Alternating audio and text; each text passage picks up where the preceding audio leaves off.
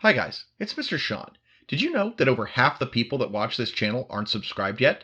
Did you also know that subscribing is the best and easiest way to help this channel? Please help me get to my goal this year of 1,000 subscribers. It's just a little click for you, but it means an awful lot to me. Thank you, and enjoy the video. TTRPGs are an amazing way to shed the shackles of reality and become a new version of yourself. However, some people decide to embrace the wrong side of themselves. These people are known collectively as that guy. These are their stories. Their RPG horror stories.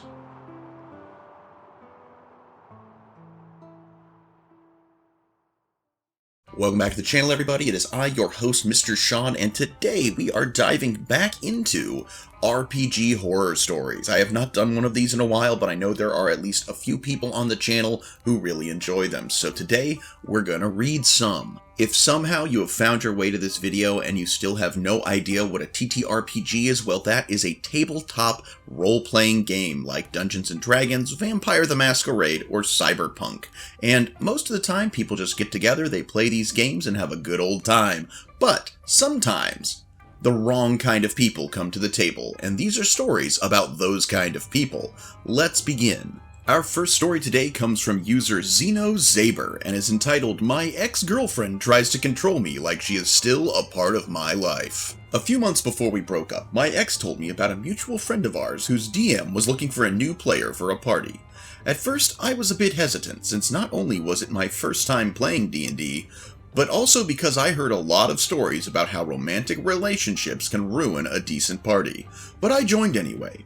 Aside from me, my ex, and the DM, there are 3 other party members. A Warforged who was a mutual friend from before, Tiefling, whom I knew of but never spoke to before the campaign, and lastly, Switch, who was new to me and went through two characters before any of us died. We're all in college and meet up in our dorm for our campaign and meet once a week on Saturday.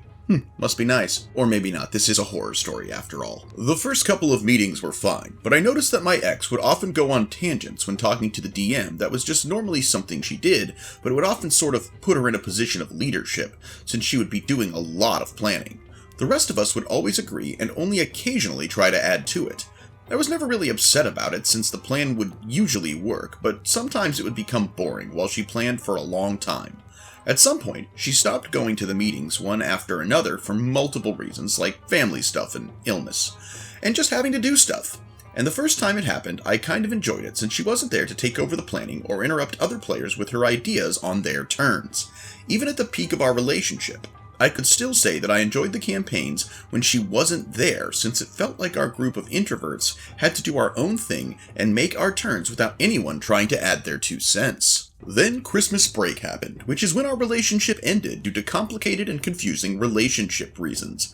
But after a while, I started realizing that it was just because she got back with her old ex that she broke up with because of moving reasons. I didn't let it ruin the campaign, so I just didn't act like anything was different, and it was probably a good idea since she finally started rejoining the campaign. Now before she left, we were just fighting bandits that overran a town we went to. But ever since then, we had been preparing to fight the bandit lords of the region, and had just left one of their strongholds after some investigation and combat. And were planning to go back once we had a concrete strategy. When my ex came back through, she went back to her old ways of long-winded planning with the DM instead of looking for a mutual decision made by all of us, and it even made me feel confused and like I was just doing grunt work for a plan I didn't create. Flash forward to after the defeat of that town's bandit lord and an entertaining chariot race between me, Tiefling, and a few NPCs, we move on to the next town. All of us decided to go shopping since the town had more magical items, so we all went to the general store. My ex and I would later go to the chem and craft store since I needed healing potion materials and she needed alchemy materials. While in the general store, I realized I hadn't used my Warlock High Charisma stat as often as I should, so I persuaded the shopkeeper to knock down the price of a magic ring I wanted. I got 17 with a bonus of 4, becoming 21. The shopkeeper gave me the ring for a trade for a potion of Hill Giant Strength, probably what it was called, and we transitioned to the craft store after the rest went to the blacksmith. I know some people hate shopping episodes, quote unquote, but as a DM, I absolutely love it when my players go shopping. Some of the best moments of our campaigns are when they're trying to haggle or find stuff in a town. While in the craft store, my ex decided to change her mind and wanted to buy potion materials with me. I asked the clerk how much she had, but in the confusion of what was about to happen, I forgot to mention I wasn't planning on buying that same amount. The clerk stated that the fee was 140 gold since both my ex and I were buying it, and I decided to test my luck again and persuade the clerk to lower the price again, but this time I had committed the apparent sin of trying to flirt with her a bit. Now, I barely have any charisma in real life, and I know the performance I used was very cringe the moment it came out of my mouth, but I don't think I should have been punished for it. I know that it was the DM who decides how the outcome of the roll impacts the game, so me rolling a 16 with an addition of 4 didn't always have to be 100% positive. I'm going to take a tangent here and go, thank you. Thank you, player, for understanding that even a high roll doesn't mean you always get what you want. I had a player in my first campaign. He was playing a halfling rogue, and he wanted to seduce every single female NPC he came upon. One time he rolled really well while they were all at a table after a battle, like having like a feast. And he was like, I tried to seduce her. I'm like, she's not interested. He's like, but I rolled well. I'm like, she's not interested. He's like, come on, man, I rolled well. And I had to say, well, she just gives you the saddest, most pitiful hand job you've ever had. And eventually I had to look at him and go, dude, you know this is just me doing a funny voice, right? Like, you're not actually getting laid here, so just knock it off. But good for you, player, for knowing that a high roll doesn't always mean you get what you want. But when the outcome screwed me up as much as it did, you would think it was an 11 I rolled. I was fine with the clerk only bumping the price down to 130 gold, but when my ex told me to use all 92 of my gold due to my cringe flirting, I was surprised. I had just gotten 75 of that gold from the chariot race from earlier, and she did have more money than me, but I let it happen because of the confusion and me not being confrontational. Once the meeting ended, I apologized to everyone for the flirting, but the next day I saw my ex with her old one as they were both together again, and it hit me. She wasn't a part of my life anymore. That is always a painful but liberating realization, OP. I'm ashamed to say it, but in our relationship I was occasionally submissive and let her take the lead on things. She was normally a smart and independent person, which usually led to her being in charge of things. But now I slowly realize that she has no power over me, and I should have stood up for myself. What should I do to get my money back and make sure nothing like this happens again without ruining the campaign? Well, OP, I might just be a humble dungeon master, but I would possibly talk to the DM in private and, go, hey, this is the situation.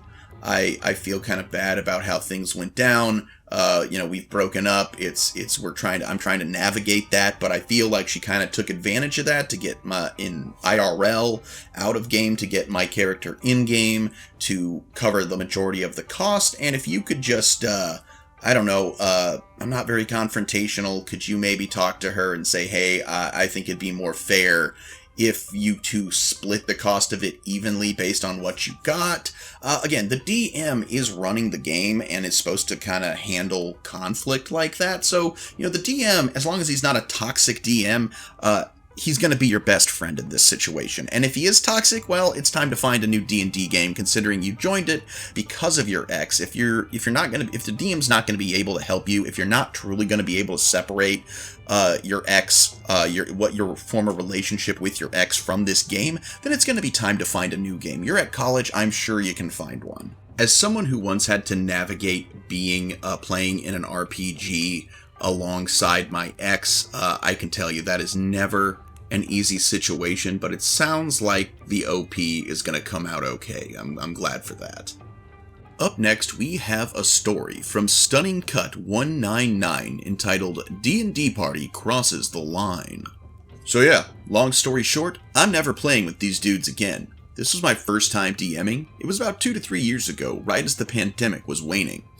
I got super into D&D lore and campaign crafting during the pandemic after years of just being a player, so I shot my shot at the game store.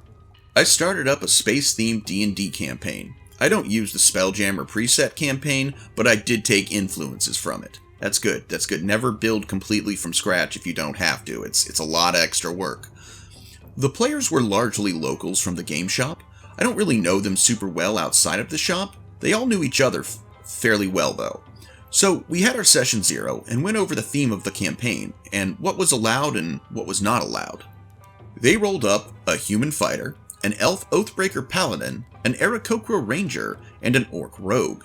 The human fighter was kind of the leader of the party and the biggest that guy of the campaign. As we got into the game, I slowly began to realize that I was dealing with a party of murder hobos and sex pests. I've never heard that term before, sex pest. I kind of love it though. Anyone including allied NPCs vital to their mission, or just random civilians who so much as looked at them wrong would get their skulls bashed in, and any planet we landed on, and they would ravage towns, encampments, etc., and act like a bunch of murderous, horny medieval knights with no moral compass whatsoever. 2 party members did end up getting killed though throughout the campaign. I mean, good, actions have consequences. The only person they actually listened to was the Duke of one of the main planets who had them doing his bidding. And of course, they chose the most evil Duke they could connect with to get their quests from. But all of that pales in comparison to the tavern scene that ended the campaign. They went to a small tavern on a hollowed-out asteroid. The tavern owner was a human male whose daughter worked with him. The party came in as they had just gotten done fighting a horde of Star Lancers that attacked their Spelljammer. As they were coming in, Aarakocra Rangers started hitting on the tavern daughter's owner. The tavern owner said, "Leave my daughter alone, you ruffians. She's only 13. Oh god, I don't like where this is going. Aarakocra kept going and going, so I told him that I'm not comfortable having an RP flirtation between him and someone who is that young. Human fighter tried to argue and said, "Stop being a pussy, it's just a game." I said, yes, it is a game, but we did set some limits in session 0, this being one of them. It's just the rules of the game. Then this is where things go real bad. Human fighter then just says, "There are no rules today. I shoved that old geezer into the wall. Boys, grab him." So the party easily knocked him out. He was a civilian. Human fighter then gave him a potion and bound and gagged him and said, "You're gonna watch." The party all look at each other and grin as Human Fighter says, "Let's roll initiative, boys. I seize the girl and pin her down on the bar table. I rip off her dress, and then...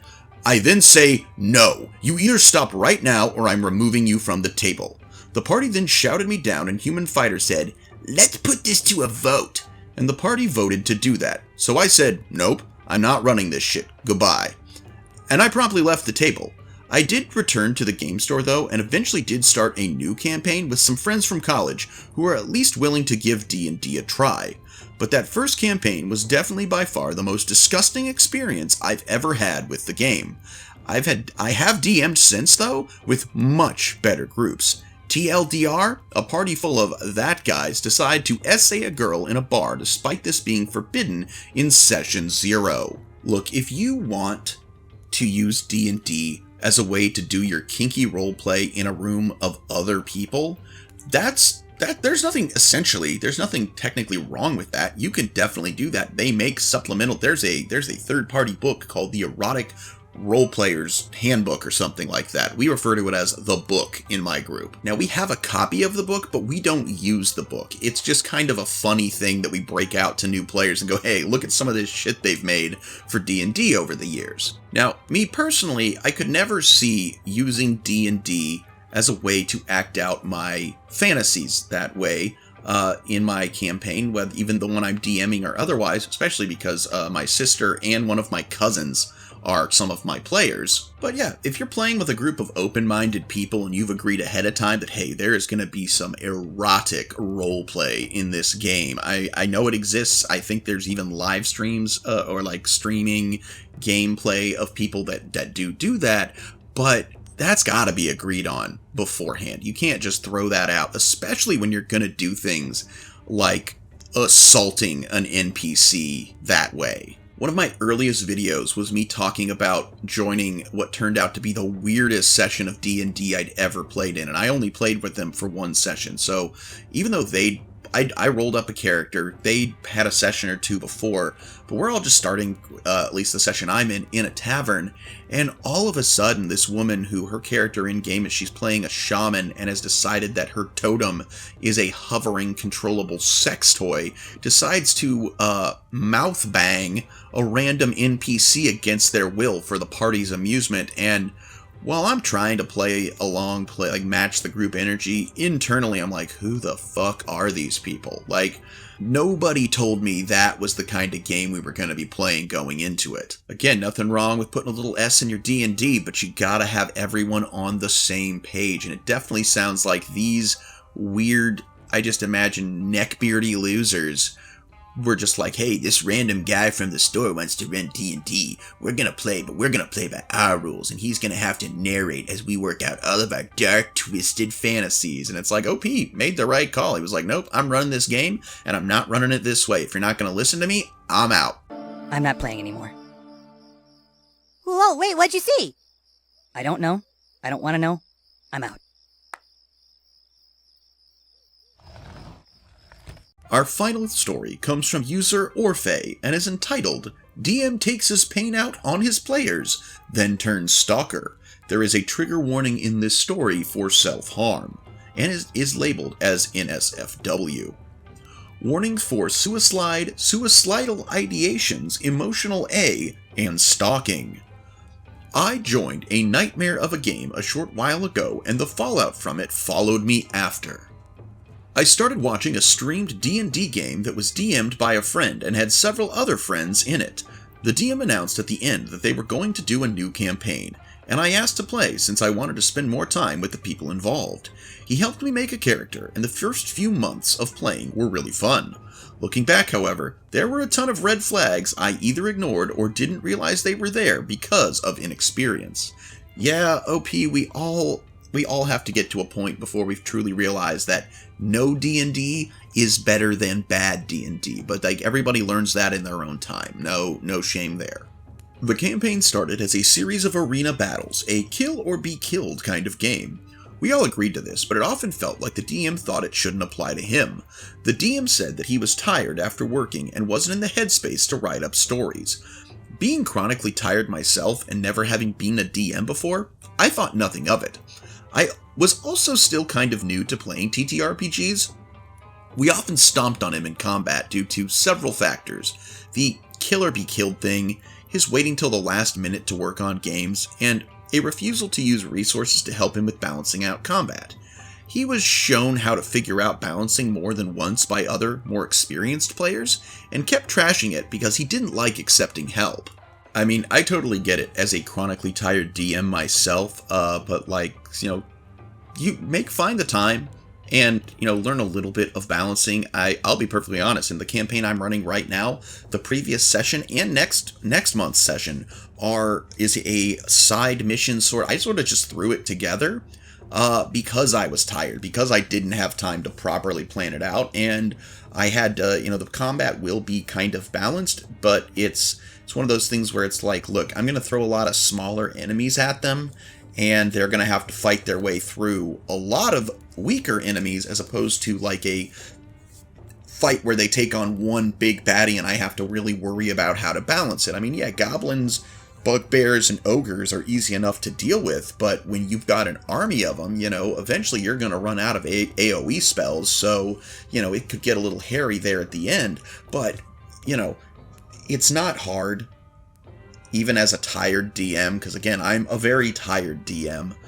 Just a little bit of effort, but I can understand, again, with your inexperience not realizing that at the time. However, the fact that the DM is refusing help from more experienced players is a giant red flag.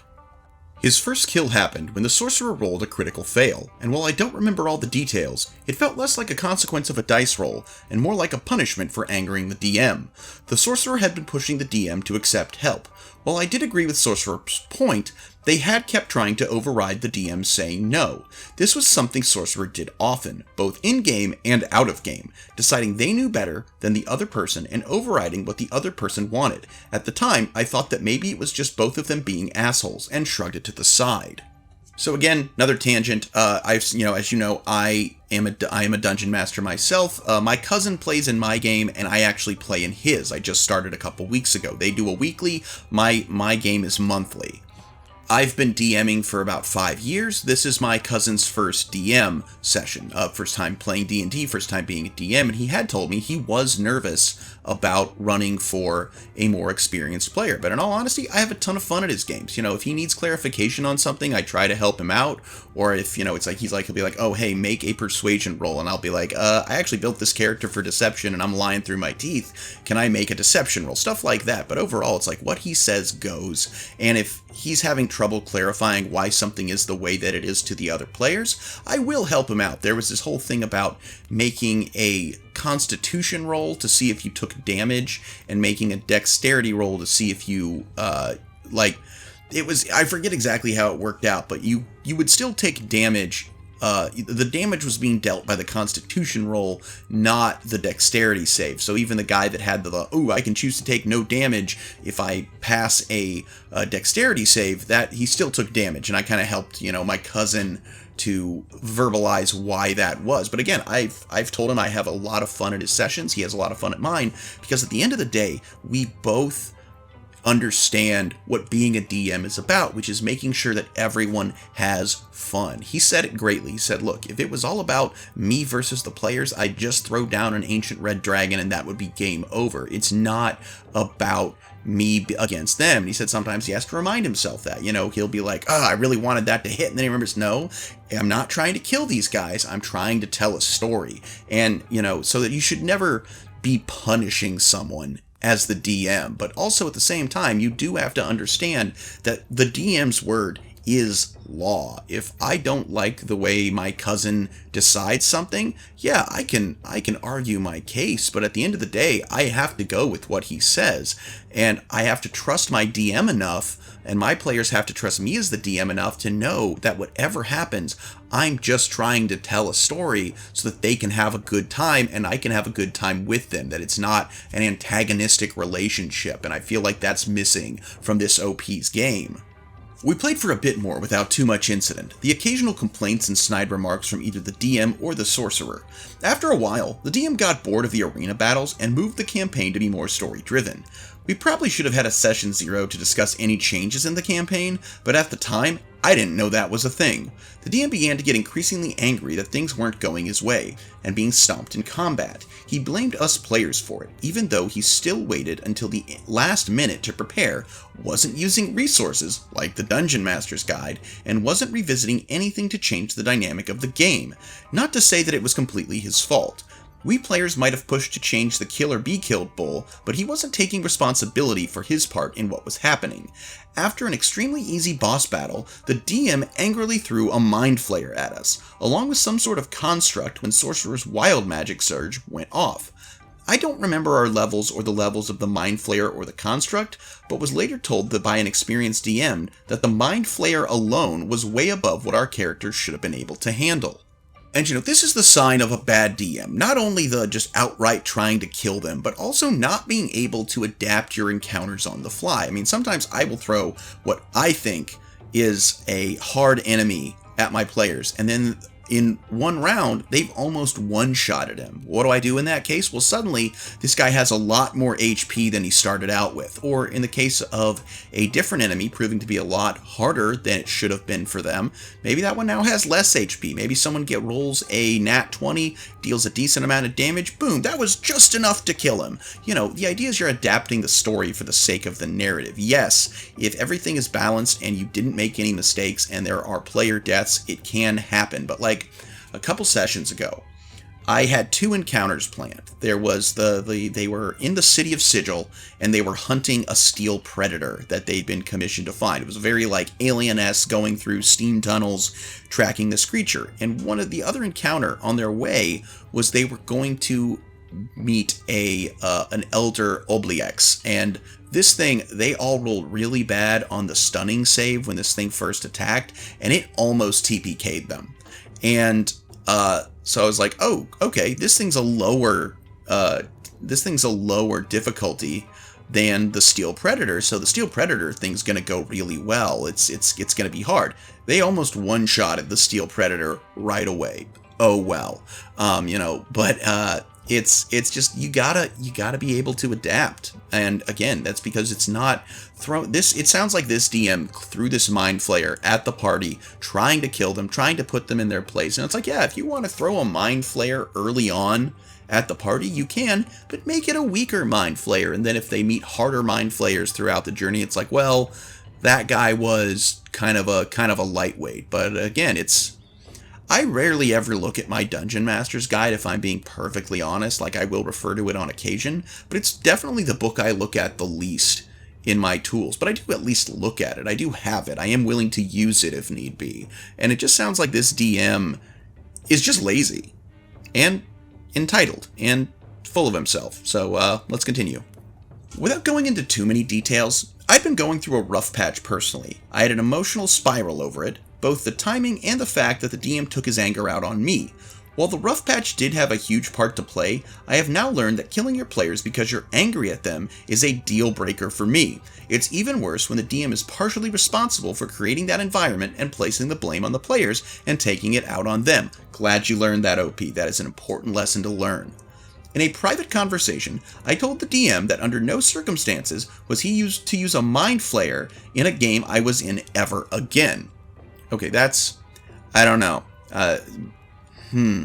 Depending on why specifically you said he couldn't use a Mind Flayer, that might be going too far, unless you have some kind of psychic octopus-related trigger trauma. Again, I don't want to say you were fully in the wrong on that one, but making a demand like that, you better have had a pretty damn good reason. Shortly after that conversation, we wound up taking a break for a couple of months for us as players to decide how to approach the DM. Everybody had a problem with him at that point, even the players he hadn't killed. It seems silly now, but at the time, we didn't want the game to end, and we wanted to see if our DM could be talked with about the problems in the campaign. I unfortunately took it upon myself to advocate for the DM, despite being in a spiral as a weird trauma response. Yeah, you were kind of, I hate to say it, fucked in the head at this point, and it sounds like you were making some bad calls, OP. I tried to simultaneously keep a dogpile from happening while also trying to leave my shit out of the group conversation. I was trying to put the spiral behind me, but wasn't doing a good job of doing so. Not the best or healthiest of responses. I admit I should have left the group chat and the game immediately. Yeah, probably that would have been for the best, OP. Guys, no matter what people tell you, D&D is not therapy. It can be a coping mechanism for sure, but it is not therapy. You cannot be like, hey, I'm gonna play D&D and that's how I'm gonna work out all my shit. No, you need to go talk to a professional. D&D is not therapy. All right, let's say it one more time. D&D, let's say it together. D&D is not therapy. But if you have a good group, a good DM, a good setting, it can be very beneficial to your mental health. But it is not therapy, and if you have a bad group, it is going to be terrible for your mental health. Okay, guys? No D&D is better than bad D&D. Things seemed to go alright until for a few sessions after we came back from break, until he decided he wanted to do a special one-shot for Halloween. He put us in a room with an angry entity that wanted us all dead, and TPK'd the party. He spent the next week bragging, but also stated he was happy that we could feel what it was like to be stomped in combat. I still find it strange that he wanted so badly for his games to be kill or be killed, but would get angry when he was at the receiving end of be killed. I finally realized that I was not going to have fun if I continued playing with him, so I left, stating that I hadn't had fun in a few months. I later heard that the group had mostly gone their separate ways after I did. Again, this guy is just a bad DM. He wants to win at D&D, and he's going to brag that he TPK'd the party. Of course he has the ability to TPK the party. He controls the damn world. You can't brag. Like, okay, if you're a player, and you and the party, at a low level, find a creative way to take down a full, ancient, red dragon, bragging rights. But if you as the DM are like, oh yeah, I took the party and I threw monsters at them that they couldn't be, like, you could literally just decide that some of their attacks weren't doing damage. They'd never know. This guy's just a bad DM, OP. Like, I'm glad you finally figured that out. Fast forward to next Halloween. I think the DM was having trouble finding players for his newest one-shot, because he asked if I would play in it. I shouldn't have said yes. God damn it, OP. But we started talking about details and about possible dates we'd be playing on. In a private voice chat, he told me he was going to be running a dungeon based on the Daedra Vermina. During the conversation, he asked me if I remembered the Mind Flayer and laughed about it because he remembered how hurt I was. God, this guy is so awful. I'm certain he was testing the waters to see if he could get away with putting it into the one-shot, but was doing so in a way that gave him plausible deniability.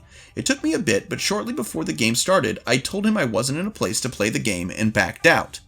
Around that time, there were some other fishy out-of-game things that made me feel like the best move was to walk away completely from the friendship. I mean, honestly, OP, I can't understand why you kept staying friends with this guy to begin with. It sounds like he legitimately enjoyed psychologically hurting you. Why would you be friends with someone like that? The DM bragged about being petty and vindictive. Wow, because that's a great thing to be proud of. And at that point, I didn't trust him not to use anything I said as ammunition to come at me. I blocked him and either kicked him out of spaces or walked away from them, depending on the situation. I did so without a word. Cool, clean break, good job. I have some memory issues and forgot to change a password or two and didn't get around to blocking him everywhere, even though I'd made a list to try to prevent any loopholes. I probably need to mention that he'd been playing in my campaign until the Fallout. One of those spaces was my virtual table on Fantasy Grounds Unity, where I had forgotten to change the password to get in. For my players to log into the virtual table, I have to be logged in first. He waited until about an hour after the end time of my game and logged into the table. He knew I'd be alone and working on notes for the next session. Scared, I went to my social media accounts and privated all of them. Within the day, I got a follower request from a sock account he'd made the day after I'd kicked him out of my life. The only thing on the account was an introduction post and a YouTube video, Cancer by My Chemical Romance. I suppose he wanted me to feel guilty about walking away, but due to abusive relationships in the past, all it made me feel was anger. Good for you. Do not give in to this motherfucker, alright? He used several accounts on several social media sites to get around blocks and spy on me, as well as a handful of other people, Twitter, Twitch, YouTube. He even sent PayPal to another friend to get around a block when those two had a falling out as well. I and this other friend had been harassed by the DM for months at that point, and I got angry, so I decided to report him on one of his main accounts. When I did a quick search to find something easily reportable, one of the suggestions was him talking about the one-shot where he TPK'd our D&D group. He stated that the reason he'd wanted to kill his players was that he was taking his suicidal ideations and role-playing them out on us. God damn it, this guy's fucked in the head. I was furious. I took a screenshot and posted it on my account, stating that I would not have joined any of his games if I had been aware that this was what he was pulling, and tried my best to find a balance between getting over what had happened and trying to let other people know that's something he'd be using his D&D games for. While I'm certain that the post was made with only his one-shot in mind, he'd been wanting to kill our characters throughout the whole campaign. I'm sure that he'd been taking his ideations out on us from the beginning. Yeah, probably had been. I'm not sure how to wrap this up. I don't think I'll be convinced that the harassment is completely over until it's been at least a year of not hearing from the DM. I'm still running my campaign, and it's still going strong.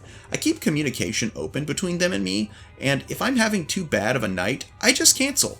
I'm extremely picky about who I play with now, even if it's a friend. I hope that if the DM is still doing what he was before, his players just get out for their sakes, instead of giving chance after chance like I did.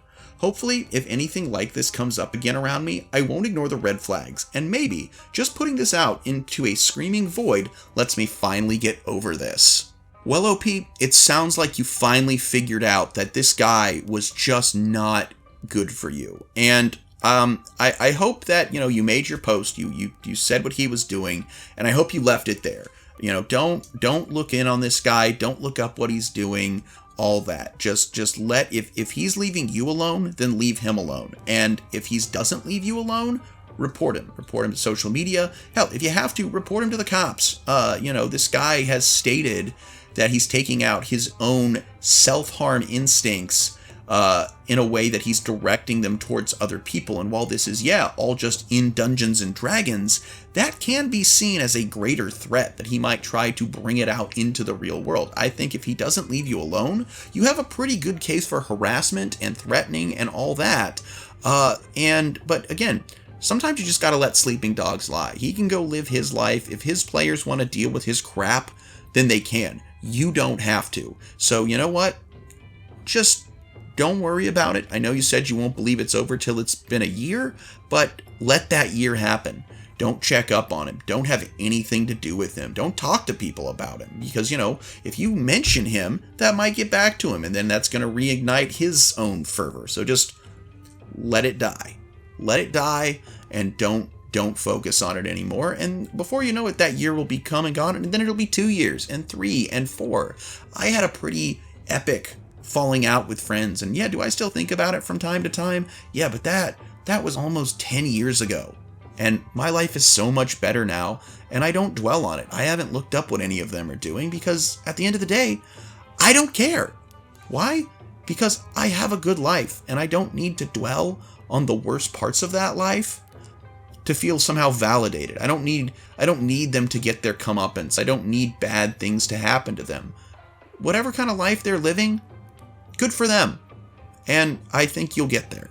And that's going to be our video for the day today, guys. I hope you all find the D&D you're looking for, and I hope that you know that all crits are important, both the hits and the misses, because failure is just as important as success. We learn from both. And so, until next time, guys, if you like this content and want to see it continue, be sure to subscribe, be sure to comment, smash that like button, check the links, maybe join the Patreon, maybe join the channel, leave a tip, buy a mini, and remember to tune back into the next video. Until next time, guys, I'm Mr. Sean, this is Chimera Miniatures, and I sincerely hope that you alpha great day and an even beta tomorrow. Bye-bye!